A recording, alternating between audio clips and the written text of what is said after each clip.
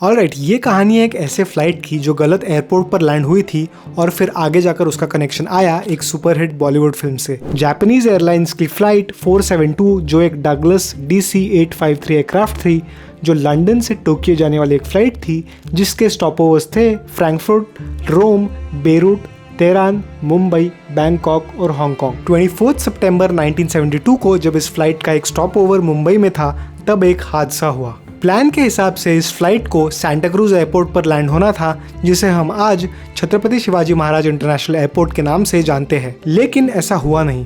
Pilot error की वजह से ये फ्लाइट लैंड हुई पास ही के जुहू एरोड्रोम पे। इवन दो इस गलत लैंडिंग का रीजन पायलट की गलती बताया जाता है, इन दोनों एयरपोर्ट्स की लोकेशन ने भी इस गलती में एक रोल प्ले किया। अराउंड अर्ली 1920s में आज के कल्याण एरिया में एक वर्ल्ड वॉर 2 की एयर स्ट्रिप थी जिसे कल्याण एयर स्ट्रिप के नाम से जाना जाता था। यहाँ पर ब्रिटिश के रॉयल एयरफोर्स यानी RAF का एक स्टेशन था जिसे मेनली वर्ल्ड वॉर 2 के वक्त as an air force station use किया गया। लेकिन because of the increase in demand 1928 में जुहू और सांता क्रूज में भी एयर स्ट्रिप्स बनाई गई, जहाँ सांता क्रूज एयर स्ट्रिप का यूज रॉयल एयरफोर्स ने स्टार्ट किया और उन्होंने वहां पर उनका RAF Santa cruise air station बनाया मेनली वर्ल्ड वॉर 2 के लिए, और जुहू की एयर स्ट्रिप मेनली यूज होने लगी फ्लाइंग क्लब्स और कमर्शियल ट्रैवल के लिए। जुहू एरोड्रोम हमारे देश के सिविल एविएशन इंडस्ट्री के लिए काफी स्पेशल है क्योंकि ये बना हमारा first ever civil aviation airport और यहीं से हमारी first ever indigenous airline Air India start हुई थी। और यहीं पर 15 अक्टूबर 1932 को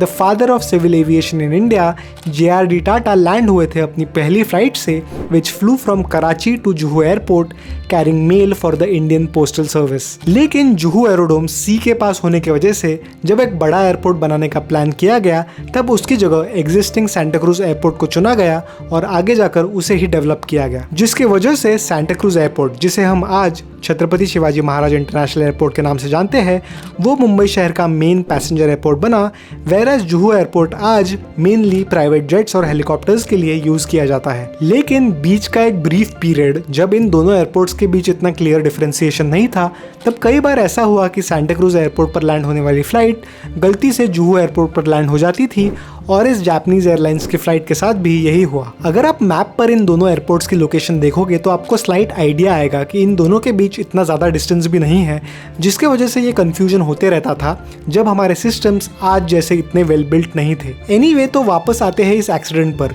तो 24 सितंबर 1972 को ये फ्लाइट सांता क्रूज एयरपोर्ट की जगह जुहू एयरपोर्ट पर जाकर लैंड हुई और क्योंकि जुहू एयरपोर्ट इतनी बड़ी फ्लाइट्स के लिए नहीं बना था तो ये फ्लाइट रनवे से आगे कुछ मीटर के दूरी पर जाकर रुकी। फॉर्चुनेटली इस एक्सीडेंट में किसी की जान नहीं गई, लेकिन इस फ्लाइट पर सवार 122 लोगों में से 11 लोग इंजर्ड हुए और ये फ्लाइट के कुछ इंपॉर्टेंट पार्ट्स डैमेज हुए, जिसकी वजह से ये फ्लाइट बियॉन्ड रिपेयर खराब हो चुकी थी। आगे जाकर इस फ्लाइट को डिसमेंटल करके इसके पार्ट्स बेचने का डिसाइड किया गया और कहते हैं कि इसकी सीट्स जो काफी डिसेंट कंडीशन में थी उन्हें खरीदा गया BR चोपड़ा की superhit film the burning train के लिए। अगर आपने ये फिल्म देखी है तो उसमें की सीट्स देखकर डेफिनेटली ऐसा तो लग रहा है कि ये ट्रेन की सीट्स तो नहीं है, और आयरॉनिकली ये फिल्म भी एज द नेम सजेस्ट एक ट्रेन के जलने के एक्सीडेंट पर बेस्ड है। बाय द वे, इसी जुहू एयरपोर्ट के पास एक जुहू गार्डन भी है जहां पर एयर इंडिया ने उनके ही एक प्लेन का कॉन्क्रीट रेप्लिका डोनेट किया वहां के बच्चों को एरोप्लेन में बैठने का एक्सपीरियंस देने के लिए, और 2011 में उसे गिराकर एक नया प्लेन बनाया गया